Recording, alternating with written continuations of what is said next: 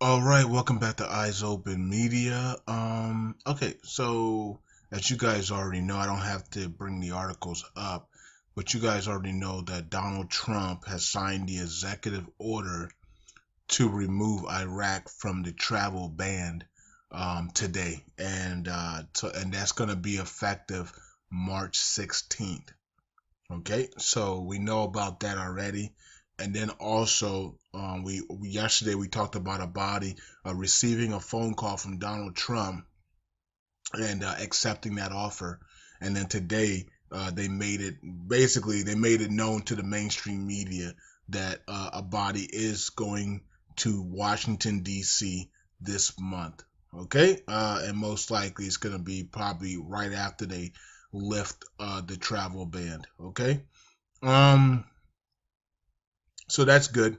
That's good news. And then of course we're still waiting to liberate the government building. It is heavily armed by ISIS, and so this is gonna be a very difficult fight. Okay, to get this government building back. Okay, so I know we have reports, people saying that the government building was retaken, but that's not. It's not. It's probably they probably just wanted to beat everybody out. Because if you look on the map, I mean not the map, because we don't know where the government building is on the map. I've heard 10 different stories, so I'm just gonna say we don't know. Okay, but as you can see on this, the government building is right there. But I'm talking about this map. We don't know. I don't know where it is on this map. I thought it was this building right here, but apparently it's not. Okay. So let's go back here. Okay. So it says Iraqi forces liberate Mosul Museum. Okay. So we got the museum back, and the museum is right here next to the river. Okay. Now, if you look here, or is this a street? Okay. Yeah, that's a street. That's a street because you see right here is a street. So this is a street. Apparently. Okay, so the museum is right here. So we liberated the museum today, which is good. And this is the government building. This government building is heavily armed by ISIS all around it. And they're gonna fight to the death. They're not, and I'm pretty sure it's because they have a whole bunch of stuff inside here. They've had this government building for what 2 years plus two to over 2 years. So they probably have weapons, ammo, money, all types of stuff, secret information inside of here, and they don't want to give that up. So it is what it is. We're gonna have to we're gonna have to fight to the death to get this government building back. You know, if somebody says, "Well, why don't we just blow it up?" You know, well, then you destroy a whole bunch of evidence, right? You destroy a whole bunch of stuff that you don't want to destroy. We don't want to destroy the government building.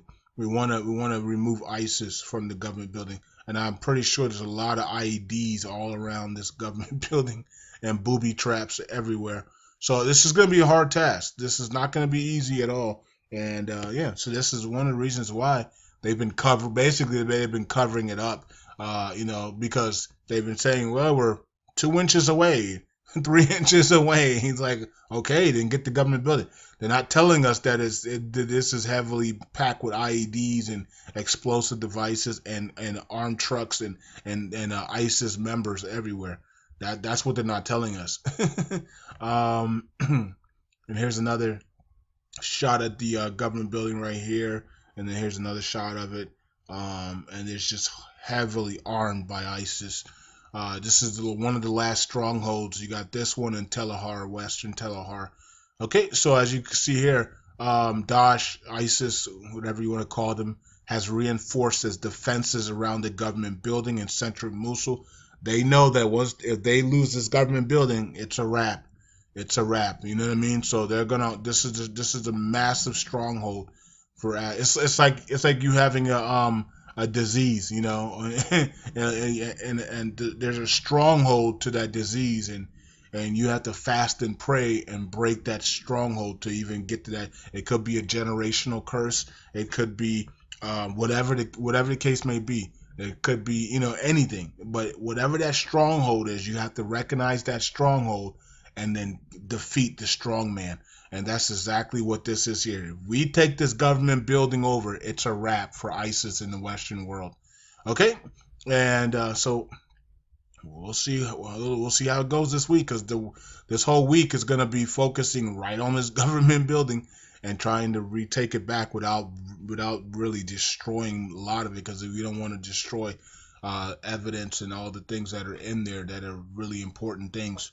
Um, but I think at the end of the day, if we start shooting, things are going to start to explode. So what we want to do as less damage as possible. But at the end of the day, uh, it's a stronghold. A lot of these places are going to be destroyed anyway. So you might as well just drop some bombs on it and just get it over with. But I'm pretty sure if they have to do that, they will. If we can't penetrate it, the normal way, because ISIS is just on top of, they got snipers on top of here and things of that nature, and we'll just drop bombs on it and we'll just get it over with, and then we'll reassess everything from there.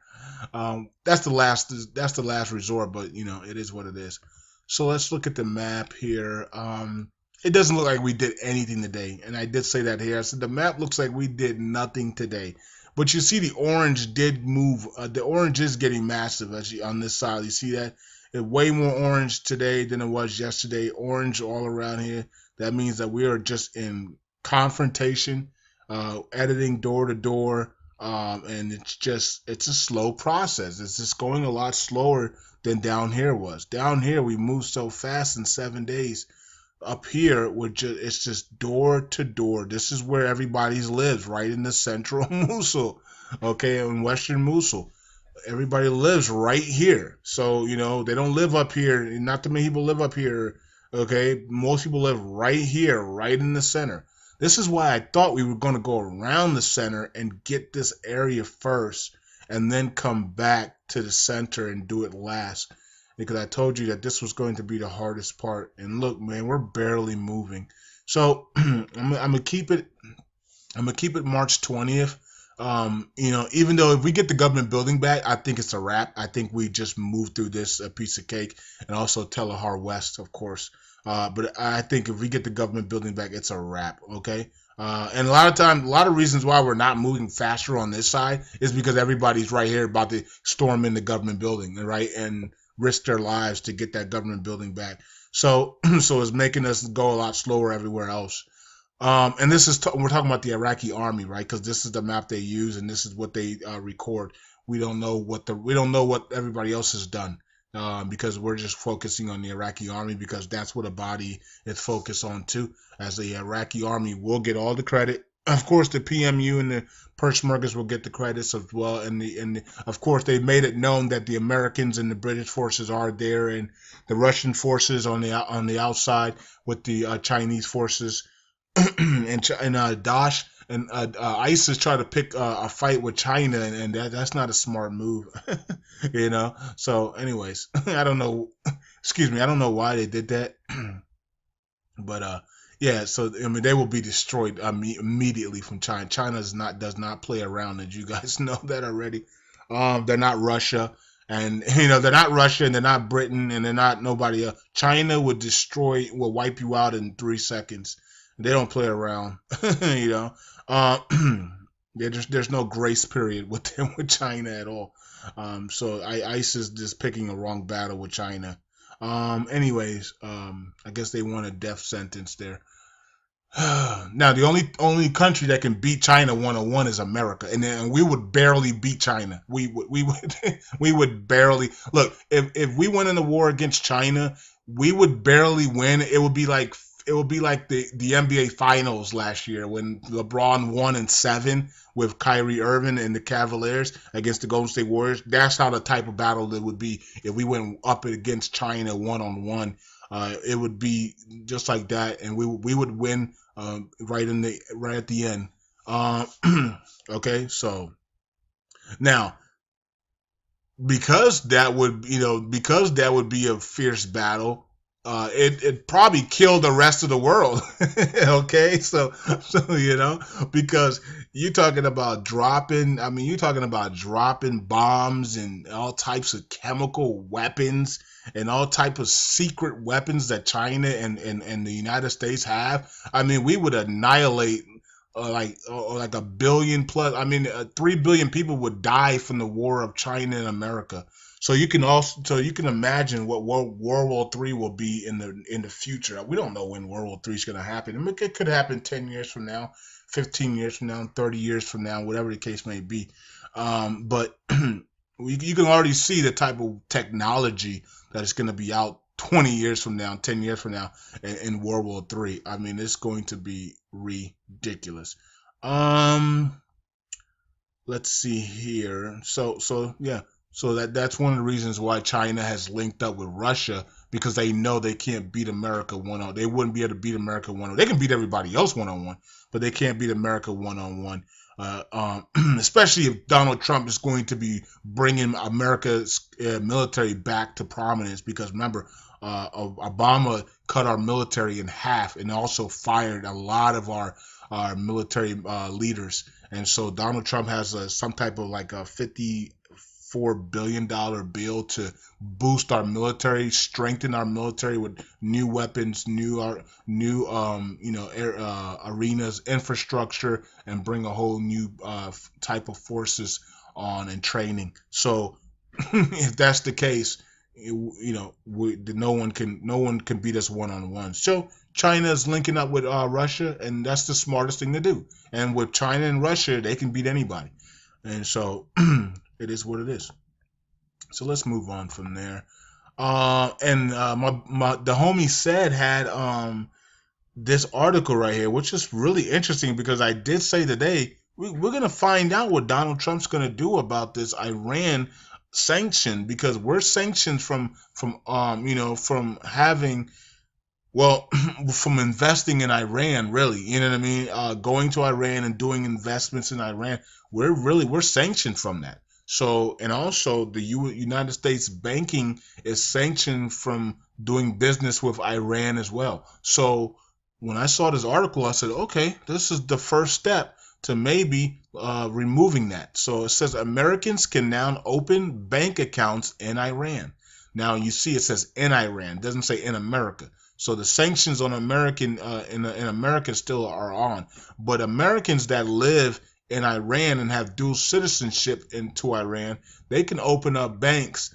They can open up bank accounts now in Iran. So that's really good. That's a good sign that we might get to the point where the Americans can do business with Iran, and also the American banking accounts and banking systems are no longer sanctions under sanctions to Iran.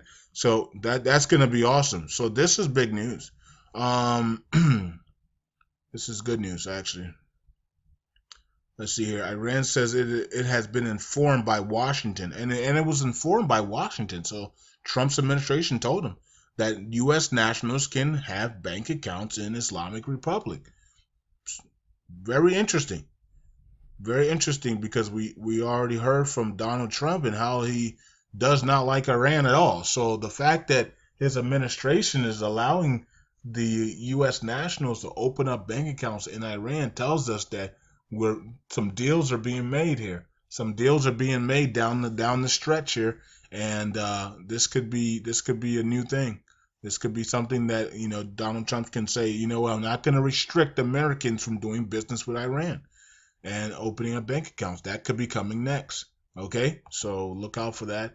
Also here it says progress by the Iraqi forces in central Mosul, retaking the police department, courts complex, electrical power, and also the water sewage. Okay, so we're making moves. It didn't look like it on the map though. Okay, yeah, looking at the map, we ain't make nothing. We're just in a lot of battle. The orange got bigger, but the green didn't. It looks like this was green yesterday, and now on the map it's not. So I don't know what's going on. It looks like we're having different types of maps or something, because yesterday this was green, and now this is orange, and this is white again. So I just don't know. It is what it is. Once we get the government complex back, we'll get a rest of the we'll get rest of Mosul in no time. That's it for me. Eyes open. Be back on the main channel with report extras. Bye.